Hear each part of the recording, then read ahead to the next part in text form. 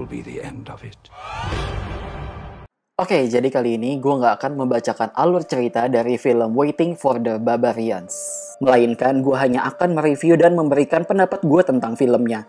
Karena menurut gue, kalian wajib banget nonton dan experience film ini secara langsung. Awalnya yang bikin gue penasaran sama film ini adalah pemain-pemainnya yang top. Mulai dari Johnny Depp, Robert Pattinson, dan juga Mark Rylance. Sekedar info, gue nonton streaming film ini di Mola TV karena memang film ini eksklusif cuma ada di sana. Bahkan harga paket langganan 1 bulan ya murah banget loh, cuma 12.500 aja.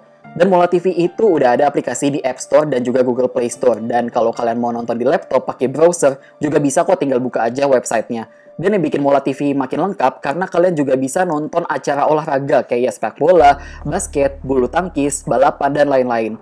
Dan kita langsung masuk aja ke pembahasan soal filmnya.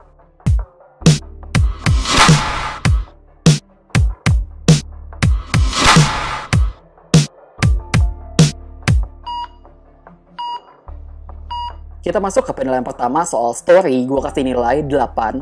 Jujur aja, gue nonton film ini nggak tahu apa-apa, karena nggak baca sinopsis atau bahkan nonton trailer. Pokoknya gue langsung nonton aja dah.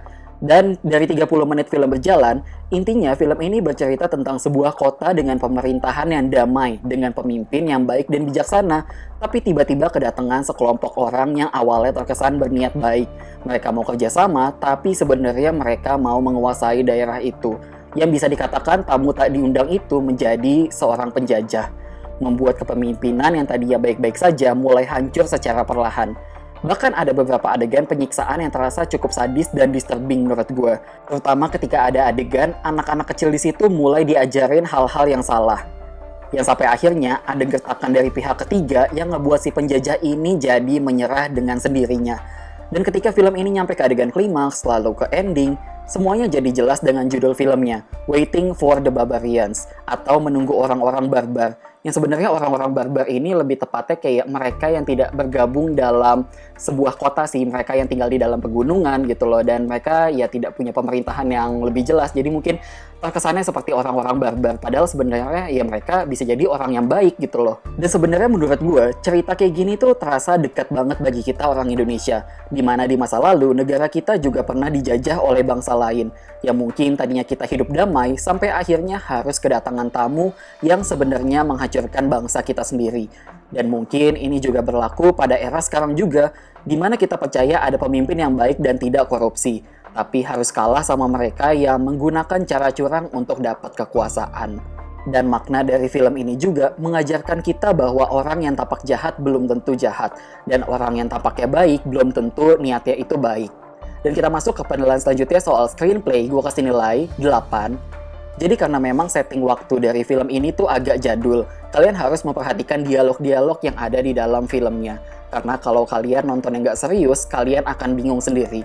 Dan memang ada sentuhan misteri sedikit di bagian pertengahan yang membuat cerita di film ini jadi lebih berkembang. Kita lanjut ke soal directing, gue kasih nilai 8,5. Di sini si Reguera sebagai director kayaknya udah mengerti dan tahu visi misi yang mau dia buat terhadap film-filmnya. Karena kita bisa ngelihat film-filmnya dia yang lain, yaitu Embrace of the Serpent dan Birds of Passage, yang punya tema yang mirip-mirip dengan film Waiting for the Barbarians ini. Kita lanjut ke soal aktor dan aktris, gue kasih nilai 9. Udahlah, ini memang aktor dan aktrisnya tuh semuanya oke-oke banget gitu loh aktingnya. Mulai dari pemeran utamanya, Mark Rylance di sini benar-benar berhasil nunjukin tokoh pemimpin yang menjadi idaman semua orang. Bahkan menjadi tokoh pemimpin yang mungkin diidamkan di dunia nyata juga. Dan ketika yang menjadi kolonelnya itu, Johnny Depp, yang mungkin jadi karakter antagonisnya, di sini tuh mukanya khas banget ya. Tiap kali Johnny Depp ngomong itu, kadang dia punya sentuhan komedi yang memang bisa bikin kita terhibur. Tapi ada momen juga di mana dia tuh jadi serius banget. Bahkan acting supporting aktrisnya itu bagus banget juga loh. Nggak tahu kenapa, padahal sebenarnya gue nggak terlalu tahu ya dia main film apa, tapi ya actingnya tiba-tiba bagus aja gitu di film ini. Kita lanjut ke soal sinematografi dan film editing, gue kasih nilai 9. Nggak tau kenapa ya, ini dari opening aja gue udah suka banget sama sinematografinya.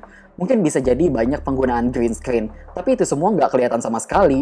Bahkan ada adegan siluet pas malam-malam yang menurut gue itu keren banget. Terus juga permainan tone warnanya yang asik banget. Jadi bener-bener berasa kayak lagi di padang tandus banget lah pokoknya, sesuai dengan tema filmnya juga. Kita lanjut ke soal production design, gue kasih nilai 9. Gue ngerasa ini punya production design yang niat banget. Bener-bener film yang cukup bermodal bahkan. Nah, penggunaan properti di film ini menurut gue juga melalui riset seperti apa sih keadaan di zaman dulu tuh. Dan mungkin di bagian awal-awal banyak penggunaan syuting di dalam studio. Tapi pas udah di bagian pertengahan, pas mereka ke gurun pasir, menurut gue itu beneran syuting on location loh, yang akhirnya membuat film ini terasa lebih real aja. Kita lanjut ke soal kostum, make up, dan hairstyle, gue kasih nilai 9. Udahlah, ini ngomongin soal kostum, make up, dan hairstyle-nya emang kece banget. Semuanya bener-bener detail dan sesuai dengan temanya gitu loh. Yang udah gue bilang juga, ini melakukan riset yang lebih dalam, jadi nggak asal buat film doang gitu kan. Dan terakhir kita ngebahas soal sound dan music, gue kasih nilai 8. Penggunaan musik di film ini jadi sebuah hal yang penting, terutama ketika di momen-momen mendebarkan yang akhirnya bisa bikin penonton ikut hanyut dalam filmnya.